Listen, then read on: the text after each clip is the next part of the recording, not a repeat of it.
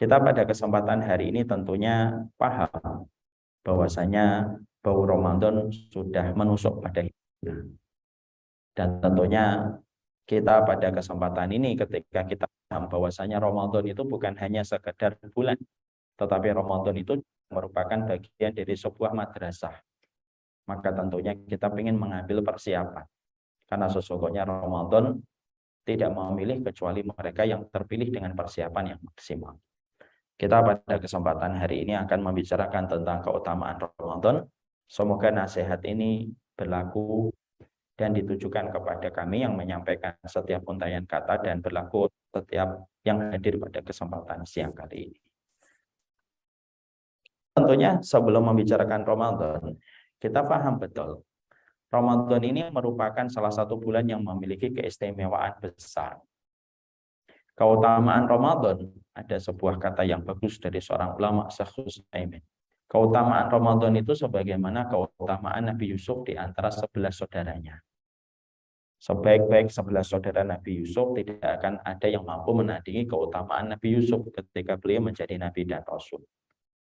Keutamaan Ramadan sebagaimana matahari di antara bintang-bintang yang ada. Makanya kelebihan ketika para ulama menetapkan bahwasanya Ramadan merupakan prime time di dalam ketaatan, karena tidak ada satu waktu yang paling banyak Allah membebaskan manusia dari ancaman api neraka sebagaimana Allah membebaskan manusia dari ancaman neraka sebanyak itu di dalam bulan Ramadan. Gerasi diberikan besar-besaran dalam tanda kutip oleh Allah. Remisi itu pun diberikan besar-besaran oleh Allah kepada setiap manusia ketika di bulan Ramadan. Saking begitu besarnya nilai Ramadan di hadapan Allah. Waktu itu tidak semuanya sama di sisi Allah. Dan waktu sangat mempengaruhi bagaimana ketaatan kita diterima oleh Allah dan besarnya pahala yang Allah berikan kepada kita. Sesungguhnya kayak kita mengambil sebuah permisalan yang gampang.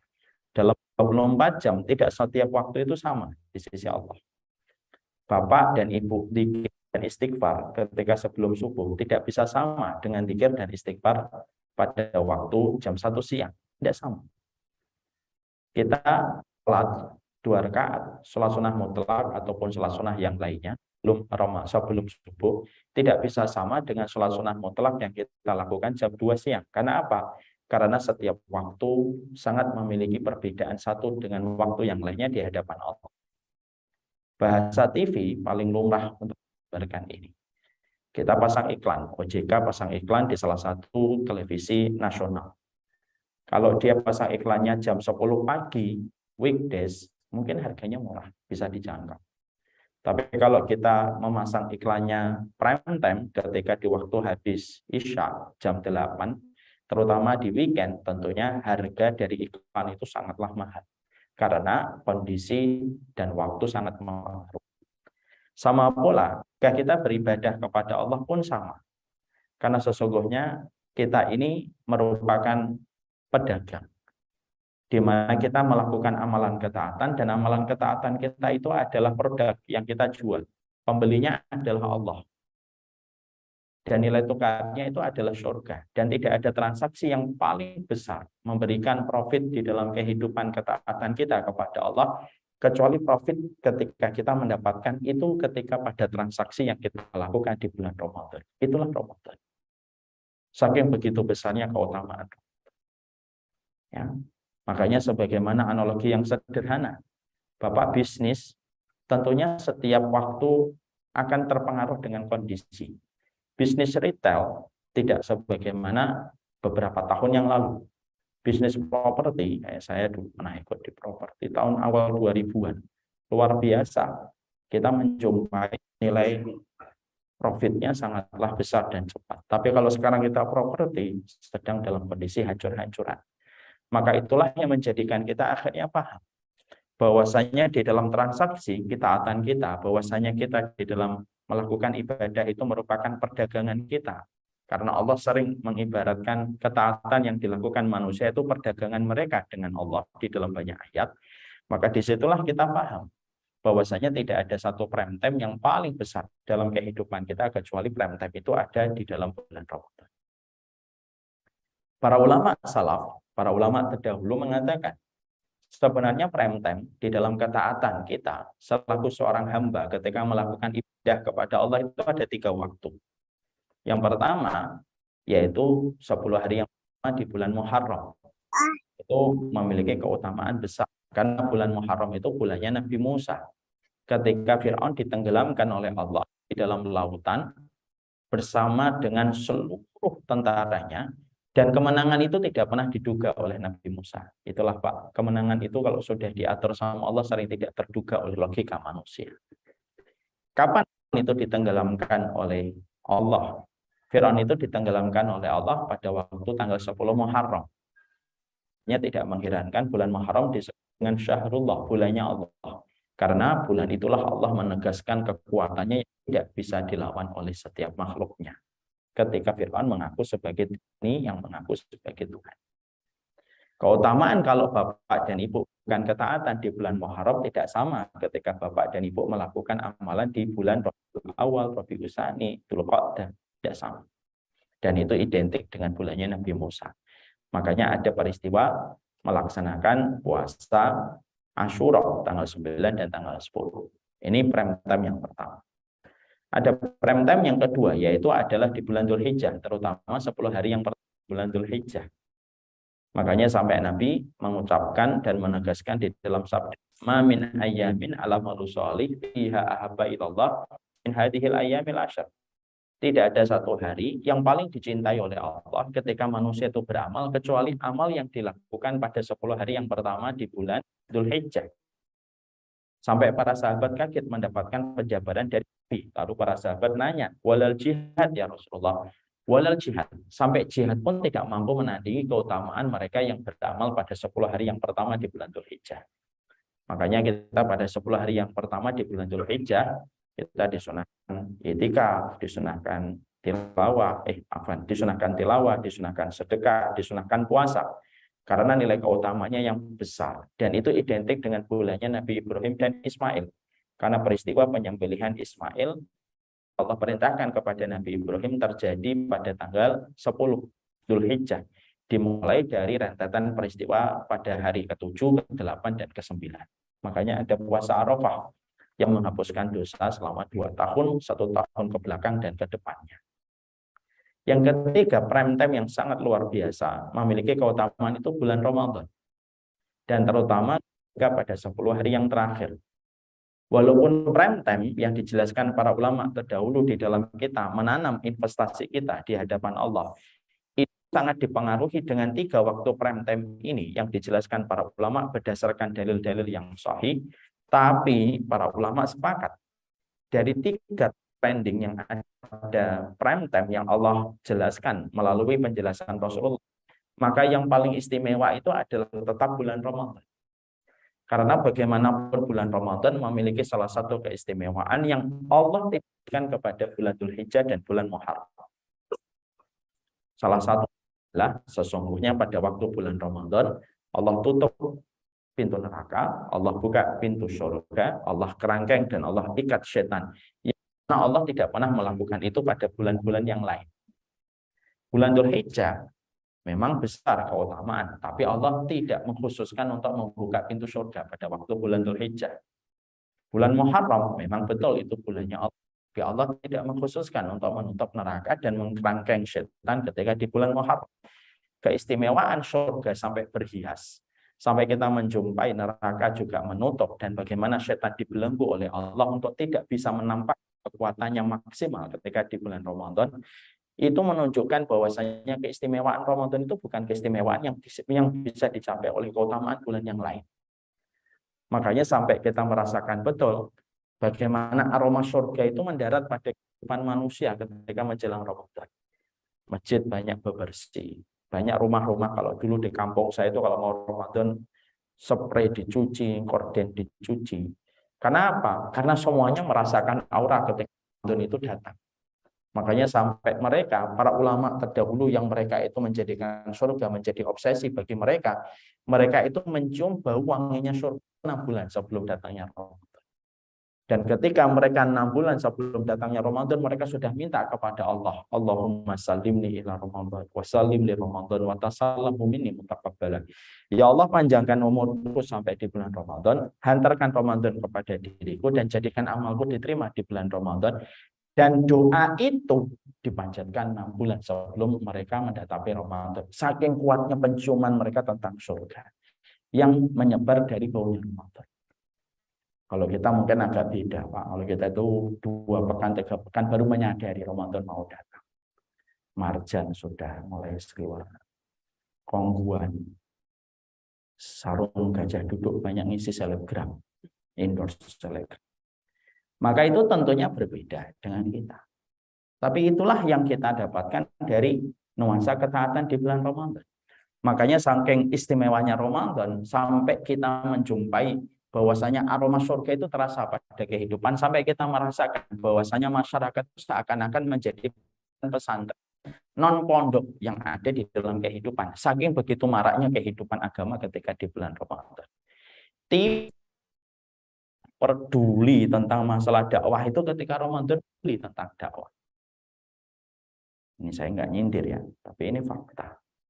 Semoga menjadi sebuah nasihat yang baik untuk rekan-rekan kami di media nasional. Yang biasanya nggak pernah peduli tentang Ramadan.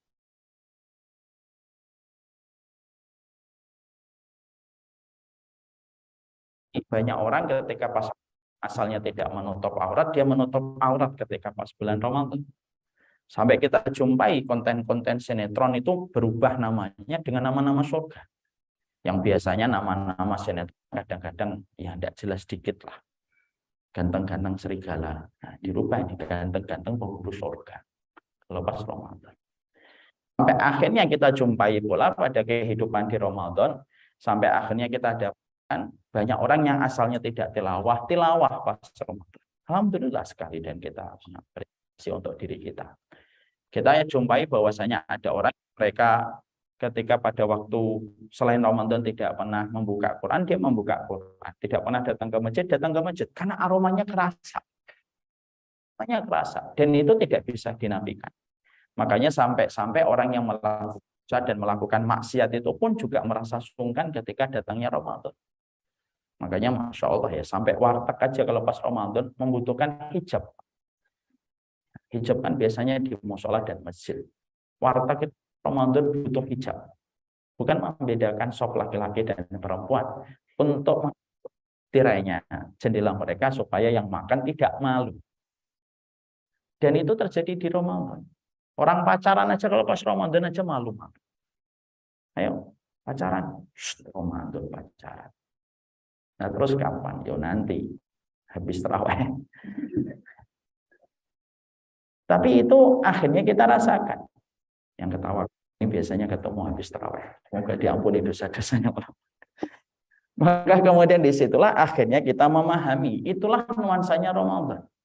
Makanya akhirnya walaupun ada 3 top trending yang menjadi prime time, manusia ketika bertransaksi kepada Allah, itu ada pada 3 waktu ini. Yang mana kalau Bapak dan Ibu menempati dan mendapati 3 waktu ini, kita dapatkan pada kehidupan, maksimalkan ibadah. Karena ini merupakan 3 waktu yang bisa jadi jembatan shortcut-nya kita untuk meraih rahmatnya Allah. Maka sesungguhnya akhirnya 3 top trending ini pun ternyata yang paling menempati top trending itu adalah Ramadan dengan keutamaannya yang besar. Makanya sampai tadi saya menyampaikan, karena sahabatu yad'unallaha fi sittati asyurin ayyablughum bi Ramadan. Sampai Imam Ibnu Rajab, salah satu ulama besar, menyampaikan, para sahabat Nabi itu kalau sudah 6 bulan sebelum datangnya Ramadan, mereka sudah rajin berdoa kepada Allah. Semenjak dari Rabiul Awal, Rabiul Tsani, mereka sudah berdoa kepada Allah. Dan permintaan mereka, satu, supaya umur mereka dipanjangkan oleh Allah mencicipi bulan Ramadan. Karena nilai transaksi yang mereka ketahui dan mereka imani bahwasanya itu luar biasa. Ramadan itu untuk pendosa, Pak. Ramadan itu bukan orang yang suci. Sama, masjid itu bukan untuk orang yang bertakwa. Masjid itu untuk orang yang pendosa. Karena kita ini butuh untuk mendapatkan ampunan di sisi Allah.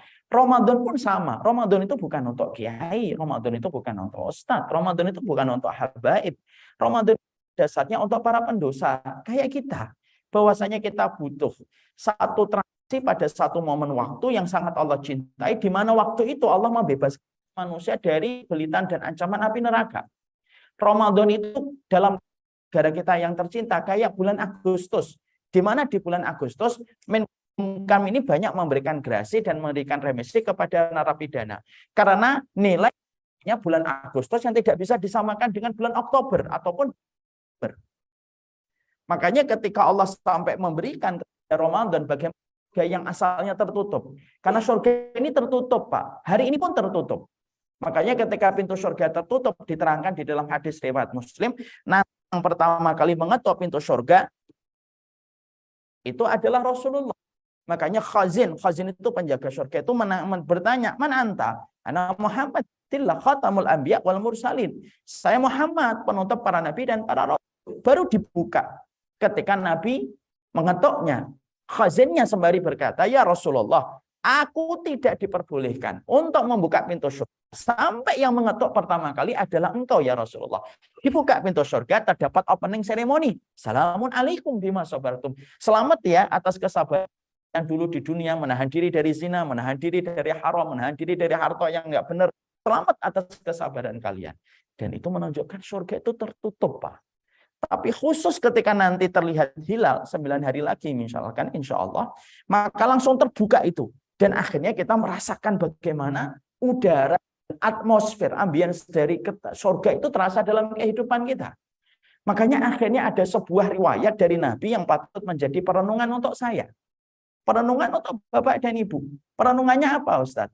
Faman hurrima an khairiha faqad hurrima an kulliha.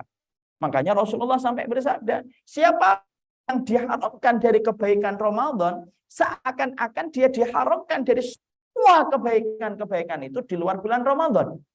Penjelasan. Kalau ada orang kok tidak bisa khatam di bulan Ramadan, seakan-akan di dalam penjelasan analoginya, kamu di bulan Ramadan saja, ketika surga dibuka, neraka ditutup, setan dibelenggu, tidak menancapkan kuku-kukunya untuk menjerat engkau di dalam kekatan. Itu pun kamu tidak bisa khatam Al-Quran di bulan Ramadan. Pertanyaannya, terus di bulan lagi kamu akan khatam Al-Quran. Kenapa? Bulan yang lain tidak sebesar Allah memberikan kepada engkau atmosfer untuk melakukan ketaatan. Kalau ada di bulan Ramadan kok tidak bisa menjadi dermawan dan masih bakhil dan pelit dengan hartanya, lalu dia menggenggam hartanya, lalu tidak menjadi momentum untuk menceraikan yang haram dari kehidupan dia, maka sesungguhnya pertanyaannya simpel, sebagaimana riwayat yang tadi disampaikan Nabi. Terus di bulan mana lagi kamu akan dermawan dan punya komitmen untuk menanggalkan yang haram? Kalau bulan Ramadan pun berlalu tanpa ada menyisakan sesuatu pada hatimu. Maka ini yang menjadi sebuah perenungan yang disampaikan oleh baginda Rasul. Maka analoginya gampang, Pak. Untuk saya jadikan sebuah perenungan untuk kami. Kalau ada orang kok sholat, kita sholat nih dalam umroh. Kita sholat umroh, pas umrah ataupun haji. Sholatnya kita di depan Ka'bah. Jarak antara kita dengan Ka'bah hanya sejarak 20 meter atau 30 meter. Ka'bah kelihatan oleh mata. Loh kok ada orang ketika sholat di depan Ka'bah masih mikir kerjaan, masih mikir uang, masih mikir yang lainnya dari dosa? Pertanyaannya. Ya, terus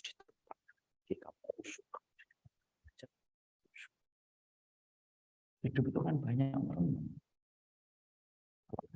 Yang disebut refleksi untuk terus menggali dalam hati. Makanya itu yang menjadi sebuah perenungan oleh Rasulullah. Jadi Nabi akhirnya menyampaikan kepada kita tentang poin ini. Maka ketika kita memahami tentang ini, akhirnya menjadikan kita akhirnya paham.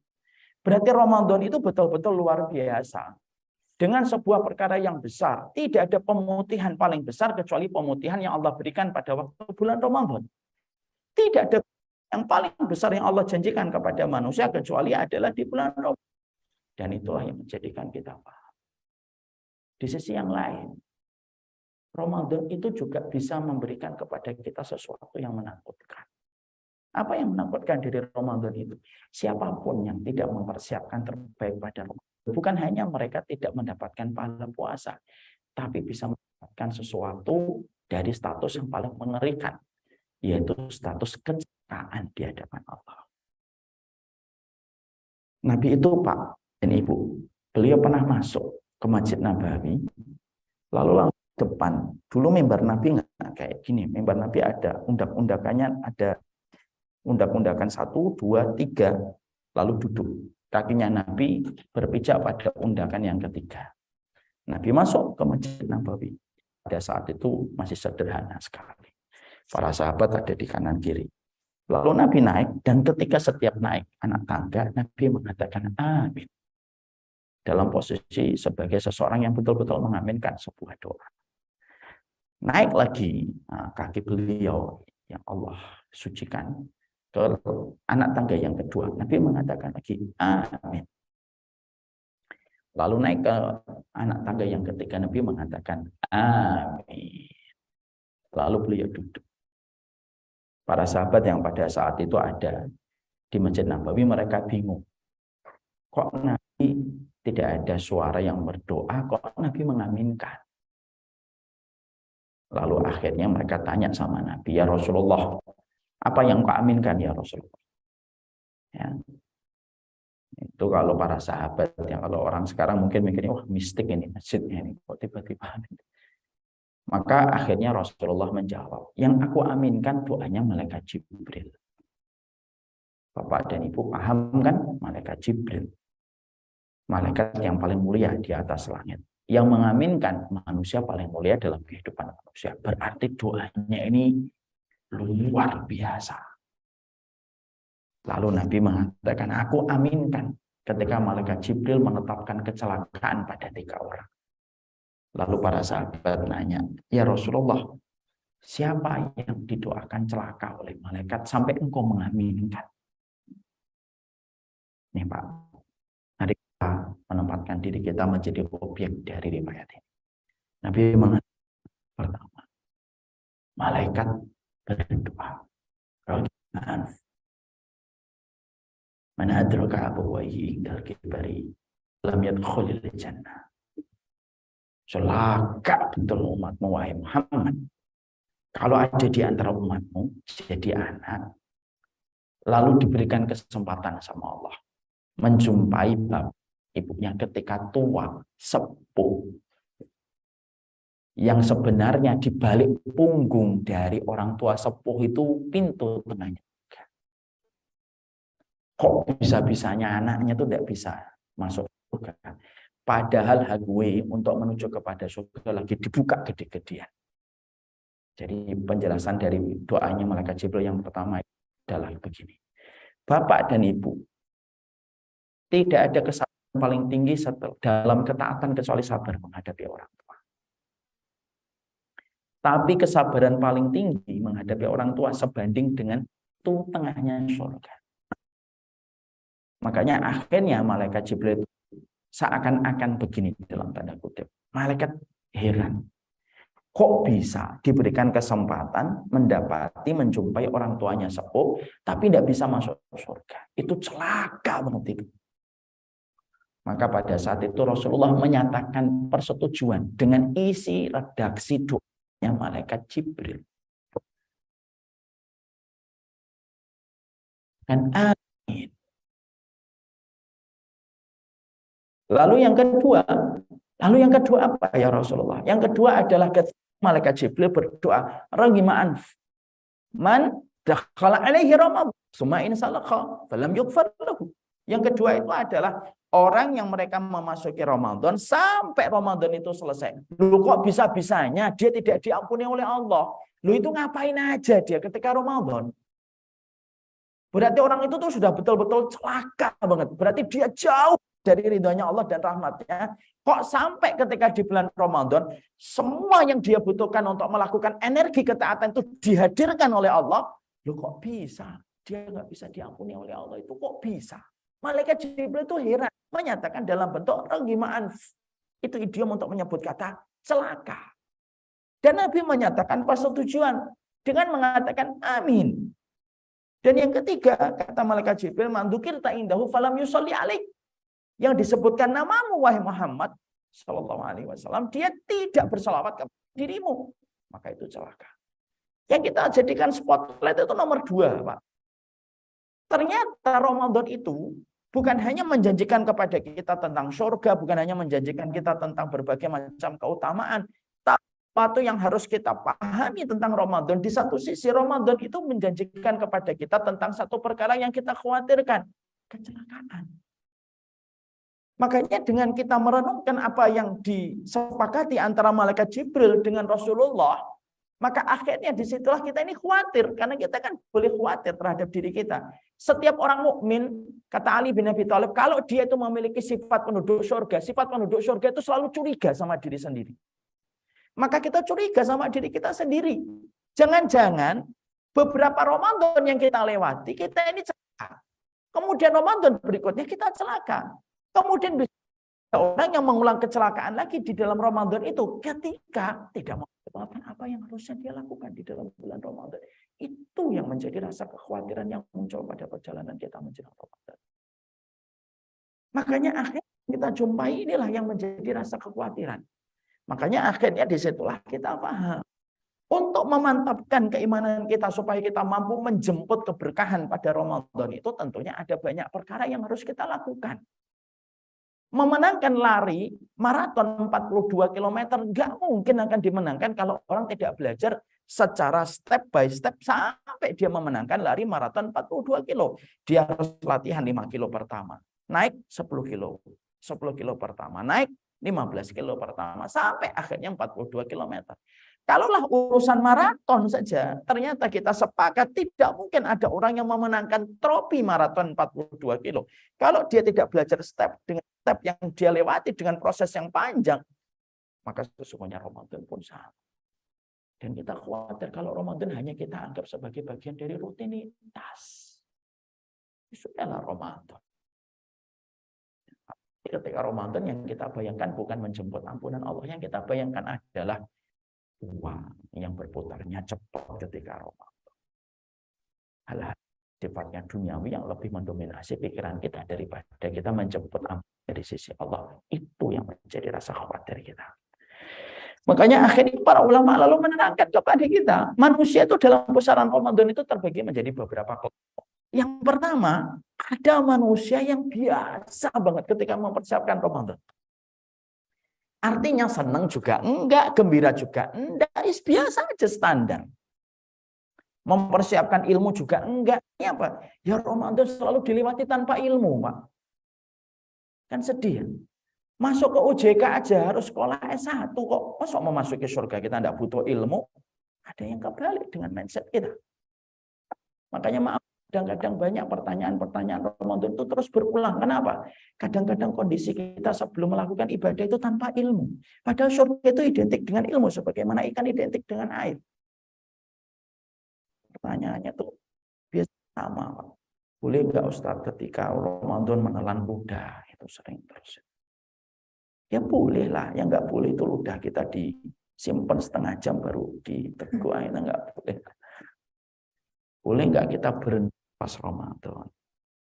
Ya bolehlah, kecuali kita berendamnya dari subuh sampai asar, ya makruh lah.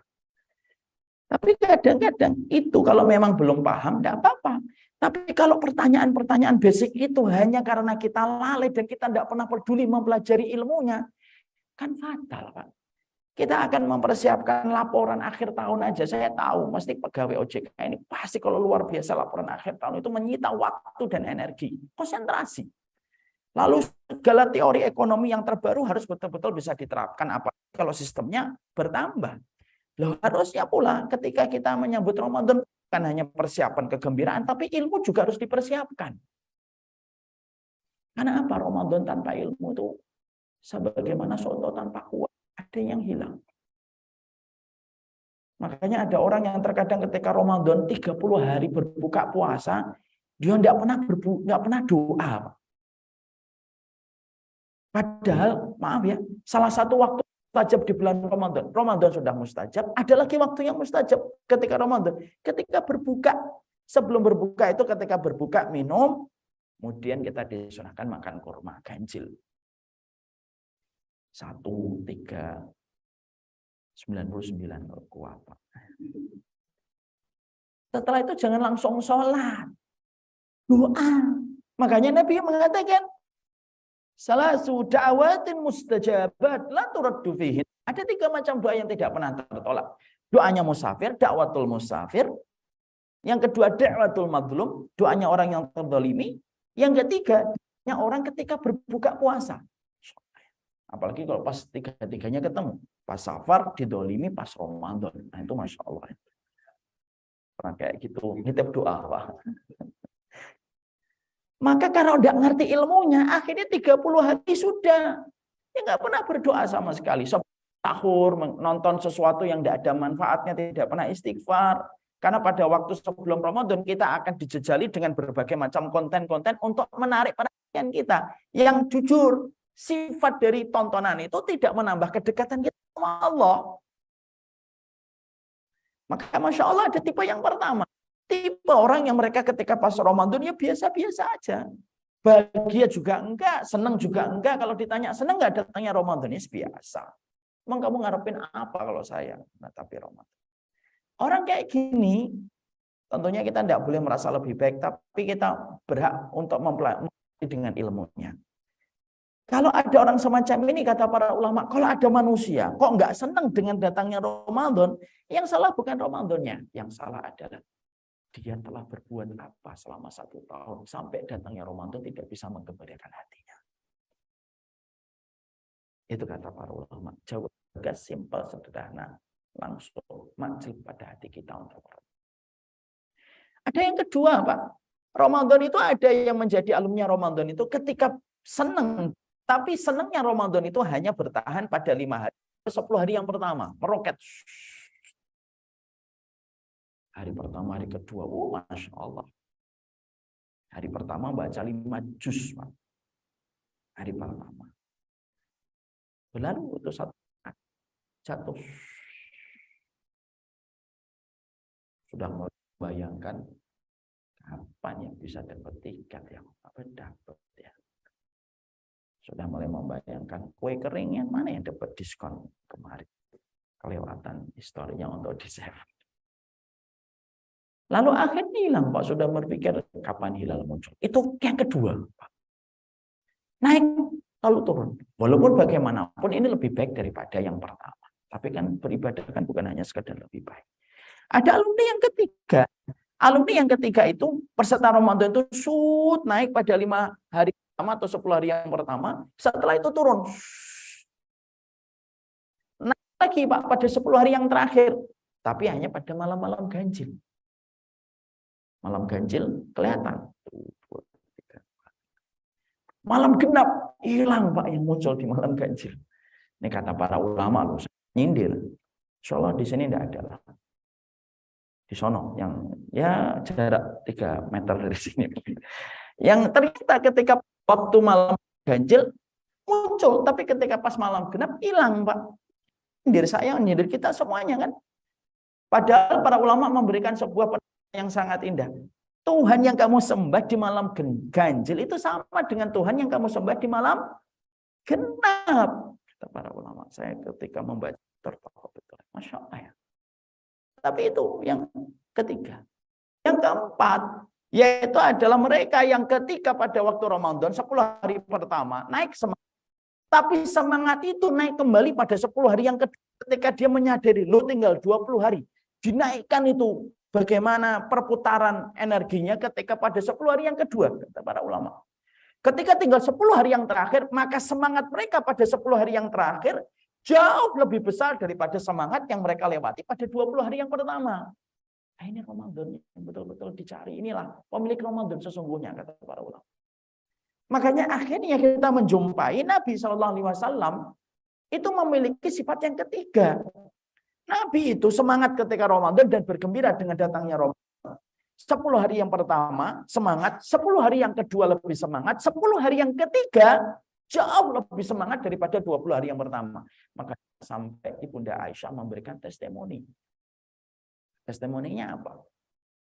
Karena Nabi idza dakhala al-ashra al-awakhir. Nabi itu kalau sudah memasuki 10 hari yang dia melakukan 3, beliau melakukan 3 perkara yang tidak dilakukan pada 20 hari yang pertama. syadda mizaro, mengencangkan sarungnya. Qadha ala, membangunkan keluarganya lebih pagi. Wahyailahu, dan betul-betul mengurangi sedikitnya untuk tidur. Makanya sampai kita jumpai ada satu ahli sejarah mengatakan, makanya akhirnya di Madinah setiap pada 10 hari yang terakhir, maka transaksi ekonomi itu turun, Pak. Karena semua orang masuk. Dan mereka tahu 10 hari itu merupakan waktu yang diminta oleh Allah bagi seorang mukmin kalau bisa. Istirahat sejenak dari putaran dunia yang terus kamu lewati selama 1 tahun, 10 hari, fokus sama aku selama 10 hari itu. Masya Allah. Makanya akhirnya menjumpai, itulah yang terlewati pada Ramadannya. Makanya ketika kita meraba itu 1, 2, 3, 4 yang tadi diterangkan para ulama, maka diri kita, positioning kita itu di mana? Tanpa kita untuk mendiagnosa dan kita memvonis orang. Tidak usah vonis orang. Tidak usah setelah itu kita ngomong, kelihatannya Ramadan kamu itu nomor 2. Tidak usah gitu. Oh, kamu berdasarkan kajian tadi pada tubuh. Gak datang kan kamu kan? Ya, makanya Ramadan kamu nomor 2. Tidak usah gitu juga. Ilmu itu bukan untuk memvonis orang. Ilmu itu untuk memvonis diri kita. Makanya akhirnya setelah kita memahami itu, maka penting rasanya bagi kehidupan kita adalah kembali hadirkan sebuah makna Ramadan itu. Ramadan itu anugerah. Ramadan itu merupakan sebuah waktu yang Allah istimewakan, di mana waktu itu tidak akan pernah sama dengan waktu yang lainnya. Tidak ada prime time yang paling besar di sisi Allah sebagaimana prime time ketika seseorang itu mendapati Ramadan. Makanya saking gedenya prime time orang ketika memasuki Ramadan, kalau ada orang meninggal di bulan Ramadan, itu sampai ahli warisnya suruh bayar dengan fidyah atau membayar puasanya. Kenapa? Keutamaan yang dimiliki Ramadan sebesar itu di sisi Allah. Makanya sebelum kita membahas apa yang kita perlu lakukan untuk memantapkan akidah, saya ingin untuk menyampaikan kembali. Apa sih keutamaan Ramadan secara spesifik, Ustaz? Supaya betul-betul akhir kita bisa menghargai Ramadan itu. Kadang-kadang orang itu tidak bisa menghargai sesuatu. Ya karena dia tidak tahu mahalnya apa yang dia peroleh. Contoh. Saya ini misalkan tidak tahu nih kalau misalkan harganya 15 juta. Misal. Ini sih tidak 15 juta. Ya. Maka kalau kemudian ternyata ini tidak tahu kalau harganya 15 juta, apa yang terjadi? Mungkin saya akan meremehkan, jatuh klotak gitu, biarin. Biarin aja nanti diambil. Ketendang biasa. Karena tidak ngerti ini harganya 15 juta. Coba kalau saya tahu ini harganya 15 juta, apa yang terjadi? Saya akan menghargai. Sama, para ulama lalu menerangkan. Kelompok 1, 2 yang tadi kita pelajari biasanya penyebabnya banyak. Tapi salah satu di antara penyebab kenapa banyak orang ketika memasuki Ramadan biasa-biasa aja. Salah satunya adalah dia tidak tahu mahalnya harga Ramadan ketika Allah memberikan kepadanya. Makanya penting sekali kita bicara dulu secara spesifik keutamaan Ramadan secara spesifik. Saya sampaikan tuh gini. Saya tuh dulu Pak pernah ketika kuliah pas lagi liburan pernah makan soto di daerah Jakarta Selatan. 1 mangkoknya 40.000. Nggak usah nebak-nebak ya, itu contoh. Maka ketika saya tahu itu harga soto per mangkoknya 40.000 saat itu Pak, 2000-an, 2000 berapa? 2005 atau 2006. Saya akhirnya pas punya rezeki ngajak teman makan soto di situ. Saya traktir. Dia nggak tahu kalau harga sotonya mahal.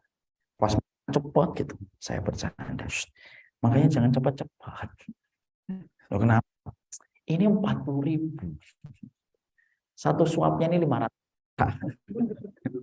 Bercanda. Tapi di sini kita tahu untuk arti menghargai. Sama ini kita relate dan kita kaitkan dengan apa yang kita bicarakan Ramadan. Kenapa Ramadan itu terasa biasa? Mungkin dulu kita Ramadan biasa-biasa. Menganggap itu rutinitas tahunan yang biasa kita lewati. Mari kita evaluasi dengan kita menghadirkan mahalnya Ramadan itu kayak apa. Dan saya ingin menjawab nilai keutamaan Ramadan secara spesifik, setidaknya mengevaluasi dan mengkoreksi apa yang menjadi kelalaian kita. Para ulama lalu menerangkan keutamaan Ramadan itu yang pertama. Mari kita dengarkan dengan telinga dan hati kita. datang dari satu keterangan dari sahabat Tolhah, dari keterangan Ibnu Majah. Ada Rasulullah itu dulu di Madinah. Rasulullah itu selalu kedatangan murid-murid yang masuk Islam belajar kepada Nabi. Memang begitu. Harusnya murid itu datang ke guru, Pak, bukan guru mendatangi muridnya. Ini sebenarnya agak kurang benar ini saya guru mendatangi murid ini. Harusnya sesekali OJK ini datang ke kantor dakwah kita. Ya saya tunggu lah insya Allah kapan-kapan. Ya kalau nggak datang ya semoga kita diampuni dosa-dosanya oleh Allah. Semua orang itu datang kepada Rasulullah. Salah satunya ada 2 orang bersahabat dari Bani Qudha'ah. Datang mereka. 2 orang ini bersahabat terus, Pak. Kemana-mana akrab. Nggak punya istri, nggak punya keluarga. Kalau kita dalam bahasa sehari-hari kayak Upin dan Ipin ala Malaysia. Bareng-bareng kemana-mana. Masuk Islam. Sampai perhatian dari sahabat Tolhah radhiyallahu anhu. Ini orang berdua bareng-bareng. Sampai ada satu momen istimewa. Terjadi peperangan, jihad di jalan Allah membela kalimat Allah. Dua-duanya nimbrung dalam peperangan itu ikut berjihad. Ketika mereka masuk ke dalam peperangan tersebut, maka akhirnya salah satu dari 2 sahabat itu meninggal dunia di dalam peperangan. Salah satunya meninggal di dalam peperangan. Matinya mati syahid. Bapak dan Ibu tahu kan, mati syahid itu nilai keutamanya sebesar apa? Dekat dengan derajatnya para nabi dan para rasul. Yang satunya masih hidup. Dan hidup sampai 1 tahun. Lalu di dalam 1 tahun dia mendapat tahun berikutnya, baru setelah itu meninggal dunia. Itu pun bukan di dalam peperangan, tetapi meninggalnya beberapa hari meninggal dunia. Yang menarik perhatian, ketika 2 orang sudah dua-duanya meninggal, satu malam sahabat Tolhah radhiyallahu anhu, salah satu sahabat al-mubasyirin bil jannah yang dijanjikan surga, ngimpi, Pak. Dan mimpi kan kita tahu ada yang datang dari Allah, datang dari setan, dari apa yang kita pikirkan. Mimpinya apa? Beliau berada di dalam satu tempat yang sangat indah, yang juga oleh sahabat Tolhah itu tempat itu surga. Di dalam tempat itu selalu ada panggilan orang yang memasuki surga, dan yang memasuki itu orang-orang salih. Yang menarik perhatian dari sahabat Tolhah radhiyallahu anhu adalah 2 orang bersahabat yang sering dilihat oleh sahabat di dalam dunia nyata pun ada di dalam mimpi itu. Maka sahabat Tolhah melihat 2 orang yang terus bersama itu di dalam mimpinya. Dan ternyata dalam surga ada panggilan, Pak. Ternyata ada panggilan. Siapa yang dipanggil pertama kali? Bukan sahabat yang meninggal di dalam peperangan. Tapi yang dipanggil pertama kali adalah sahabat yang wafat 1 tahun setelah sahabat yang pertama. Yang meninggalnya bukan di peperangan. Yang meninggalnya bukan di peperangan. Dia masuk surga duluan. Lama betul Tolhah itu. Sampai akhirnya ada panggilan berikutnya. Baru sahabat ini yang masuk surga. Yang meninggal dalam peperangan. Bangunlah Tolhah dari mimpinya. Lalu beliau bertanya, kok bisa yang satu meninggal di peperangan, yang satu tidak meninggal di peperangan? Kok yang dipanggil pertama adalah yang meninggal 1 tahun setelah sahabat yang pertama? Balagha dzalika ilan nabi. Nyampe itu kepada Rasulullah, dan Rasulullah ditanya, kenapa kamu merasa heran dengan mimpimu, wahai Tolhah? Ya Rasulullah, gimana saya tidak heran dengan mimpi saya? Yang satu meninggal di peperangan, yang satu tidak meninggal di peperangan, yang meninggalnya 1 tahun setelah yang pertama. Dan meninggalnya bukan di peperangan, ya Rasulullah. Perhatikan jawaban Nabi. Alaisa qad shoma Ramadhana ba'da fisana. Artinya itu, bukankah sahabat yang meninggal 1 tahun setelah yang pertama ini adalah seorang sahabat yang mana dia mendapati tambahan 1 Ramadan daripada sahabat yang gugur di dalam peperangan? Betul ya Rasulullah. Alaisa huwa qad shalla fi 6 rakaat. Nabi menyebutkan, bukankah sahabat ini juga mendapatkan tambahan sholat rakaat 6.000 rakaat selama 1 tahun kurang lebihnya? Betul ya Rasulullah. Perhatikan komentarnya Nabi. 1 Ramadan yang dia peroleh tambahannya dibanding sahabat yang gugur di dalam peperangan ini. Maka itulah alasan Allah membentangkan jaraknya di dalam surga antara langit dan bumi. Makanya Nabi mengomentari hadis tadi dengan mengatakan, "Fama bainahuma ab'adu bainas ardi." Jarak di antara keduanya terbentang sebagaimana jarak langit dan bumi. Bumi dan langit. Padahal itu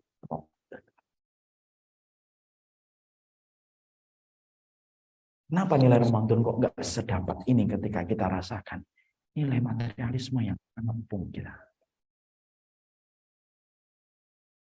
Padahal kalau kita renungkan hadis riwayat Ibnu Majah ini apa? Masya Allah ya, satu Ramadan saja. Sedahsyat itu Allah itu membentangkan jarak. Padahal maaf ya, Allah itu tidak minta banyak di dalam konsep kita beribadah. Allah tidak minta yang banyak.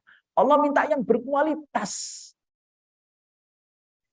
Sama yang kualitas itu sudah cukup untuk menjamin dan menggaransi kita manusia. Kalau kita bersungguh di dalam Ramadan, nggak usah setiap bulan satu Ramadan kamu bersungguh-sungguh kepada Allah. Maka jarak yang terbentang itu antara langit dan bumi kalau sama-sama dengan orang di sahabat kita masuk surga, Pak. Maka inilah yang menjadikan kita akhirnya paham. Tadi kita kembali kepada prolog yang tadi kita sampaikan. Ini merupakan prime time yang luar biasa. Karena apa? Ini sebenarnya Ramadan itu untuk pendosa kayak kita, Pak. Kapan lagi kita akan terangkat derajat kita kalau bukan dengan bantuan Ramadan?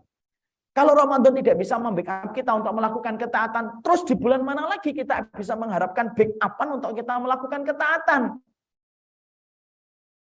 Ya enggak bisa kalau Ramadan sudah enggak. Makanya betul kata Rasulullah, kok sampai ada orang kok seakan-akan diharamkan dari kebaikan Ramadan, seakan-akan dia diharamkan dari kebaikan sebelumnya. Ini yang pertama.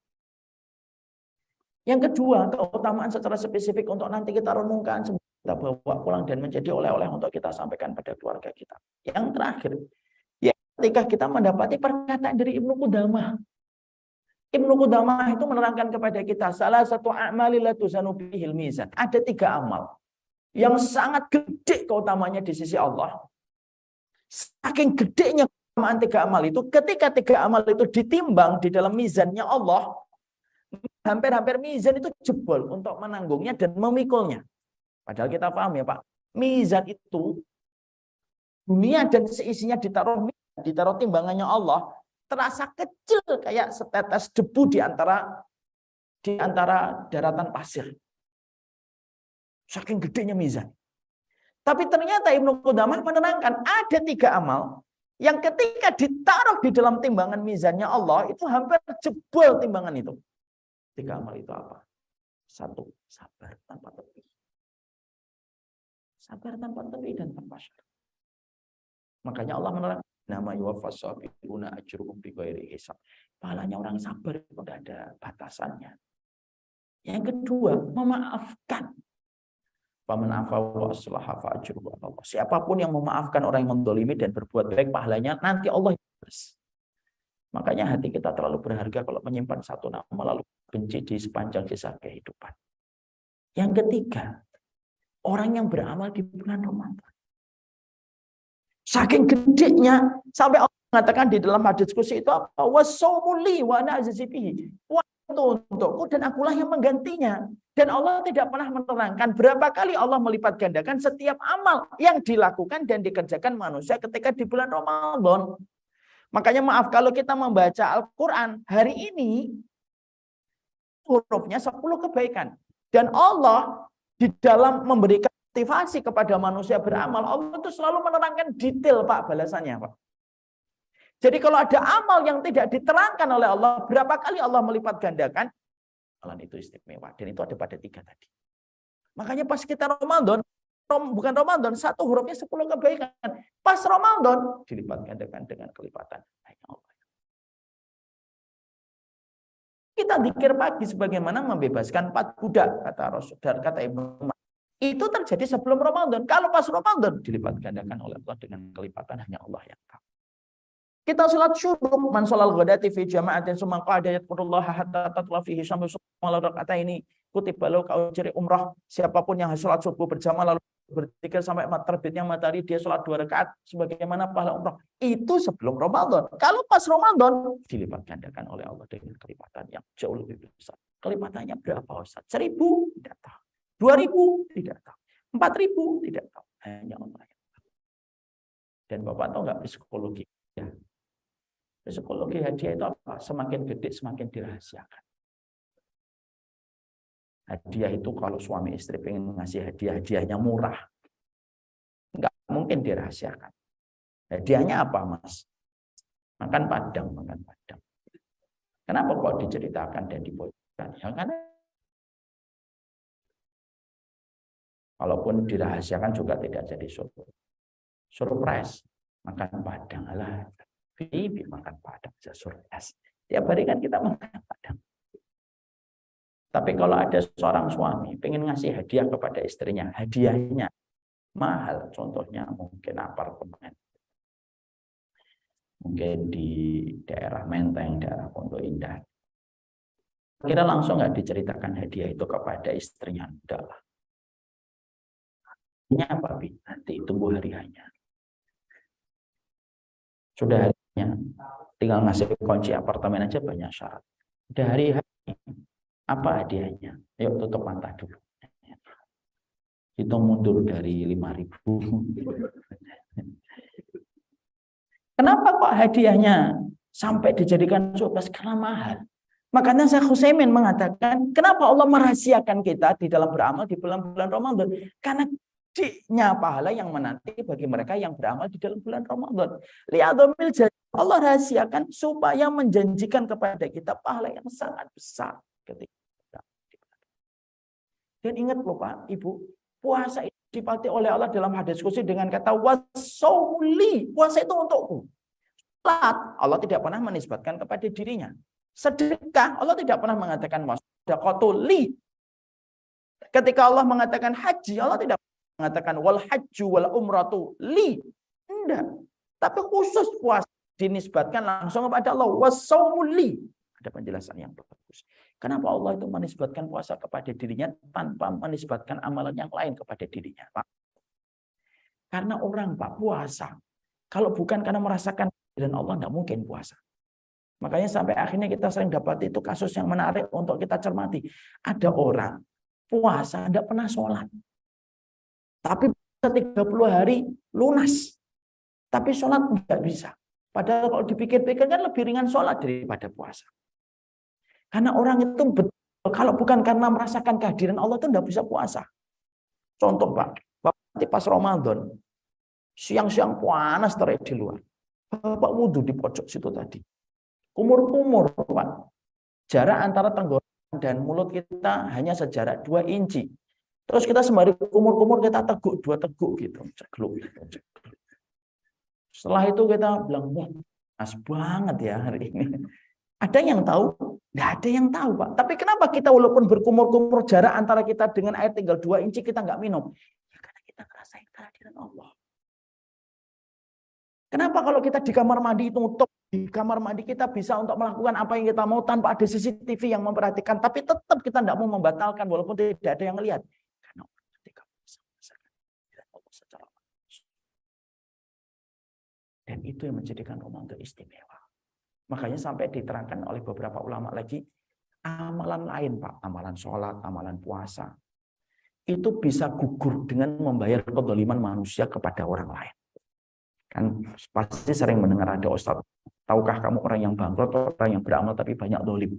Itu nanti membayarnya itu dengan pahala sholat, pahala sedekah. Tapi khusus pahala puasa, dijaga oleh Allah dan tidak dijadikan oleh Allah untuk membalas kezaliman. Saking istimewanya Ramadan itu. 2 spesifik keutamaan ini yang ingin saya hadirkan dulu. Apa yang harus kita mantapkan dalam akidah? Jam Pak, bahas Ramadan itu saya cuma dikasih waktu 1 jam. Ya tidak apa-apa. Bukan masalah kuantitasnya, tetapi yang kita harapkan kualitasnya. Jadi sebenarnya ini penjelasan panjang. Ini ibaratnya baru mukadimah sebenarnya. Itulah sejatinya ilmu. Setidaknya kita mulai menghayati betul. Ramadan itu bukan hanya rutinitas. Ramadan itu sebagaimana manusia berada di ujung tanduk. Dia bisa dipanggil pintu Ar-Rayyan, tapi bisa jadi sebaliknya. Dia mendapatkan kecelakaan beruntun ketika tidak memaksimalkan Ramadannya. Semoga Allah menerima Ramadan kita, mensihatkan kita sampai di bulan Ramadan, menjadikan amal Ramadan kita diterima oleh Allah Subhanahu wa taala. Mohon maaf ada banyak kekurangan dan kesalahan, keterbatasan waktu jualah yang membatasi kita. Tadi harusnya 13-15 pertanyaan. Sekarang 13-36 baru mukadimah. Itu ini kita cukupkan. Kelihatannya dari wajahnya dan Ibu tidak ada pertanyaan, insya Allah. Paham benar semuanya. Semoga Allah merahmati kita, memberkahi kita. Majelis ilmu yang baik itu majelis ilmu yang tidak ada pertanyaan. Berarti jamaahnya paham, insya Allah. Atau bisa jadi sebaliknya, tidak ada yang paham. Tapi tidak semoga yang pertama. Semoga Allah merahmati kita, memberkahi setiap urusan kita. Kita doakan semoga kita semuanya saling mampu menasihati di dalam kebaikan. Ya, tentunya otoritas jasa keuangan dan apapun yang berbau keuangan lagi disorot. Ya, tentunya ini juga menjadi sebuah nasihat kebaikan. Semoga kita berhati-hati. Ini baru pengadilannya Allah, Pak. Ini baru pengadilannya manusia. Belum pengadilan Allah. Semoga bapak-bapak dan ibu selalu terjaga dari harta yang haram. Karena harta yang haram itu kayak harta pesugihan. Selalu ada tumbal yang harus dibayar. Tumbal itu tidak selalu harus nyawa. Tumbal itu bisa jadi anak yang tidak akan pernah dengar perkataan dari orang tua, istri yang mungkin selingkuh, suami yang mungkin berzina, untuk hari tua yang pura-pura Anda, selalu ada tumbal. Nabi Adam itu dikeluarkan dari surga, bukan karena zina, bukan karena khamr, bukan karena mau. Karena makan buah satu gigitan tok, satu gigitan saja, yang haram. Tapi sudah cukup bagi Allah mengeluarkan Nabi Adam dan menghukum Nabi Adam untuk hidup di bumi sampai beliau nanti dikembalikan lagi ke surga. Satu gigitan aja, Pak. Nabi Adam juga nggak nambah, Pak. Nambah lagi nih manis kelihatannya. Itu cukup menjadikan kita paham. Harta itu kalau halal, hisabnya panjang.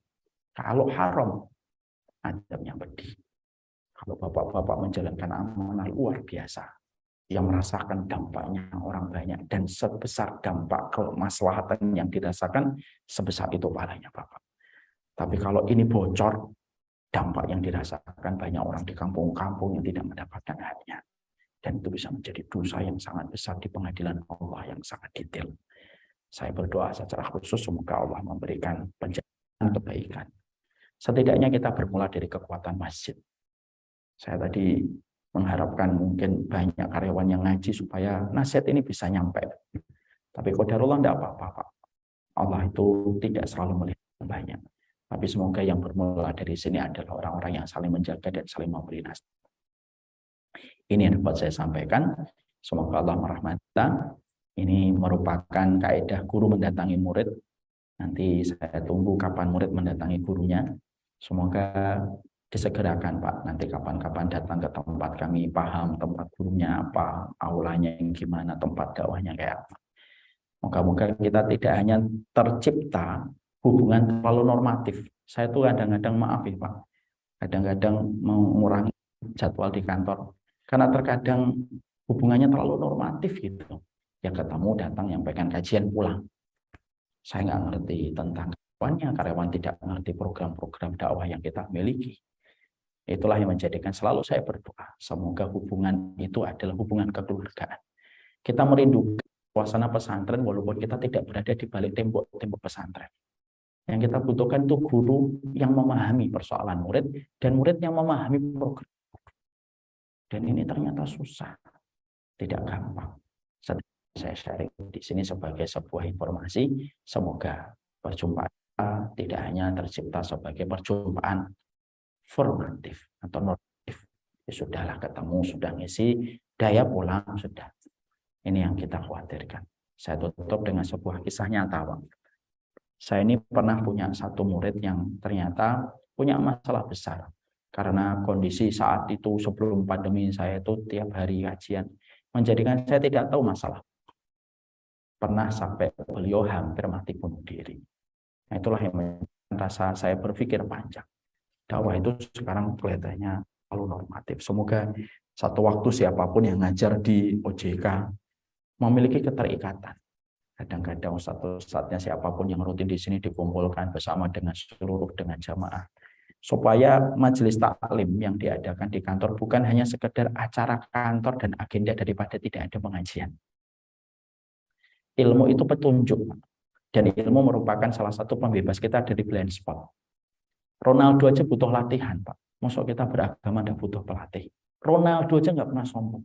Pernah nggak Ronaldo menolak pelatih? Tidak pernah. Messi aja tidak pernah menolak pelatih. Kenapa? Karena mereka tahu ada blind spot yang tidak mereka bisa lihat, kecuali yang melihat itu adalah seorang pelatih. Nah, fungsinya ilmu, makanya disebut oleh Allah dengan kata nur. Kenapa disebutnya dengan kata nur, cahaya? Karena membebaskan kita dari blind spot. Manusia itu secara sederhana dibagi dua. Ada manusia yang terbentur, baru terbentuk. Makanya kayak Tan Malaka mengatakan terbentur. Tidak salah sih. Orangnya harus terbentur dulu dengan banyak masalah, baru terbentuk. Masalah. Tapi akhirnya apa? Kita tidak efektif hidup. Aktivitas tapi tidak pernah menjadi efektif. Terbentur dulu baru belajar. Sudah pura-pura Anda baru ngaji. Ya, pernah masalah bertubi-tubi baru datang ke masjid. Pernah ujian bertubi-tubi baru dekat sama ustaz. Ya tidak masalah insya Allah. Tapi akhirnya nggak efektif hidup kita kalau terbentur baru terbentuk. Ada manusia yang kedua, yang mereka itu terbentuk tanpa mengalami benturan. Fungsinya ilmu supaya membentuk kita tanpa mengalami banyak benturan pada kehidupan. Semoga Allah merahmati kita, memaafkan kita, terutama kami.